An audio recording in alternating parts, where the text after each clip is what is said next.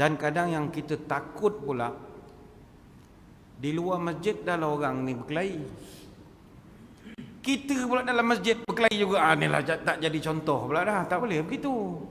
Jadi sebelum kita nak mengajak orang berkasih sayang dalam rumah Allah, kita yang menjadi anggota rumah Allah ni, kita berbaik-baik dulu. Esok orang buat contoh, saya bergaduh untuk masjid, bergaduh siang malam, tak nak begitu. Sebab mana dulu orang selalu buat contoh, asal tandas kotor masjid, asal tandas kotor masjid. Sekarang dah tak berbunyi sangat kan.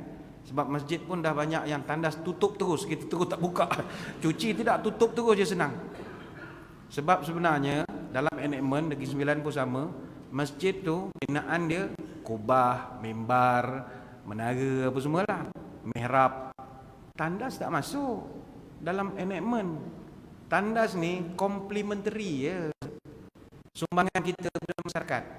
Dalam konteks undang-undang tak buat tandas pun tak apa. Kenapa pula tak buat tandas? Dah orang asyik komplain yang tu yang masjid kau tak pernah puji apa, yang tandas tu lah problem. Macam mana tak problem? Kalau peak hour hari Jumaat, flash, masuk satu orang, boom, brrr, dia flash. Air tak sempat naik, orang kedua masuk. Air tu tak penuh, dia tarik kedeguk, tak ada air, kedeguk, dia tumbuk, tumbuk. Mau tak pecah. Jadi peak hour, datang orang, tengok kotor apa semua, akhirnya dia komplain, masjid tandas kotor. Dan tu setengah masjid tutup tandas. Dan itu tidak salah, tak salah pun. Jadi kalau next Negeri Sembilan kot nak buat masjid, tak payah buat tandas je lah. Selamat daripada orang komplain-komplain tandas.